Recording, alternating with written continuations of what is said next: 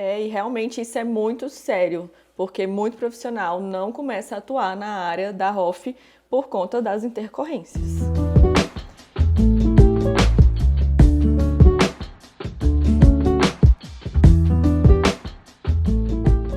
E hoje vamos falar então sobre as intercorrências. Nós temos alguns tipos de efeitos colaterais que acontecem na hora do procedimento ou após o procedimento que assustam um pouco os profissionais.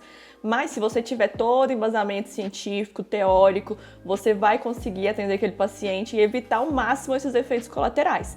Quais são eles? Nós temos hematomas, que é muito comum acontecer, edemas também, que é aquele inchaço, principalmente após o procedimento que alguns pacientes têm. Tem também nódulos, Alguns pacientes ficam com excesso de produto ou tá com algumas regiões da pele, do lábio ressecado, que acumulam esses nódulos. Nós vamos explicar também como removê-los. E o que todos têm medo, A necrose, como evitar necrose. Então nós vamos falar tudo isso e ensinar como não deixar chegar a esse ponto. O que acontece? Como prevenir hematomas, principalmente usar cânulas. Aqui no consultório eu sempre preconizo, eu também ensino isso para os alunos, que a cânula, ela tem a ponta romba. Então ela não tem aquela ponta da agulha que vai furando, que vai cortando, que pode entrar em vaso sanguíneo. Então isso sangra muito, perfura muito e pode causar um sangramento maior. Então por isso a gente sempre preconiza o uso de cânulas em quase todos os tipos de procedimento. Também o edema. Muitos pacientes tem a tendência do próprio corpo a ter esse inchaço, esse edema pós-procedimento. Porém, isso é muito do organismo mesmo, por isso que a gente preconiza dexametasona 4 mg para os pacientes, principalmente com preenchimento, para não dar esse inchaço, para não dar esse edema pós-procedimento, o pós-operatório. E também tem muitos pacientes que chega aqui no consultório, com medo da necrose, porque já ouviu falar por aí de necrose, os profissionais, a maioria dos meus alunos chegam aqui, eu não quero fazer esse tipo de preenchimento porque pode necrosar. Não, se você tiver toda a teoria, se você souber da anatomia, se você tiver tudo ali na prática, na sua mente, você só vai ter um cuidado maior com o paciente. Usar sempre cânula, igual eu falei, a cânula ela é mais segura, e acompanhar o seu paciente no pós-operatório. Ver se ele está sentindo dor, ver se ele está ficando muito roxo, isquêmico aquela região. Então sempre você tem que acompanhar o paciente no pós-operatório. Nas primeiras 24 horas, eu acompanho até 72 horas. Eu peço para o paciente mandar foto, pergunto toda hora como que tá.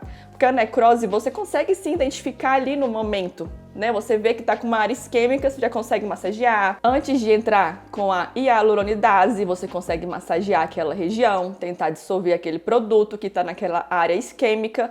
Porém, o acompanhamento com o paciente é primordial. Se o paciente estiver reclamando de uma dor insuportável, se tiver as regiões ficando bem arroxeadas, bem azuladas, como se estivesse sem sangue mesmo, aí você tem que intervir.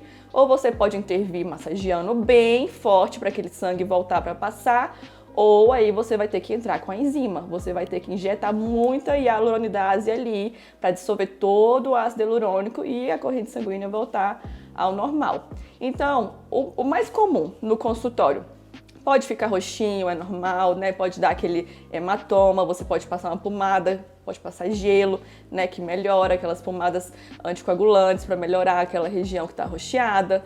Você pode passar também dexametasona. Alergia, é muito raro ter um caso de alergia com os produtos. Os produtos são biocompatíveis. Porém, tem casos de alergias atípicas, que é o que a gente chama de alergias posteriormente, quando o seu corpo tem alguma inflamação, tem alguma infecção, ele reage ali no ácido hialurônico que foi injetado. Então você pode passar remédios também para o paciente.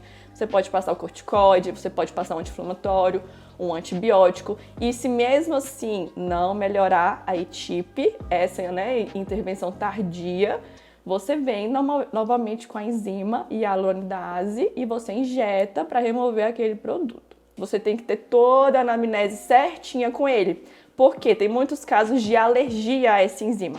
Então você tem que perguntar se o paciente é alérgico, algum histórico de alergia, principalmente a picada de abelha, gente, picada de inseto, né? Porque é uma das substâncias que a gente tem na enzima. Então isso tem que deixar muito claro, o paciente tem que ser muito claro com o profissional também tem que saber toda a anamnese, a ficha histórica do paciente para quando ele for lá fazer todo o tratamento não ter nenhuma intercorrência também de alergias mais graves, severas, que pode chegar, né, até a hospitalizar o paciente, anafilaxia e chegar até a uma morte. Então é isso, você tem que saber tudo, anatomia, teoria. Se você tiver todo esse embasamento científico, acompanhar o paciente, você pode ir sem medo, que vai dar tudo certo, porque você está com todo o embasamento científico. É isso aí, se você gostou desse vídeo, já curte, compartilha, se inscreva no canal e nos siga lá nas redes sociais, que lá também tem conteúdos incríveis diariamente. Beijo, tchau!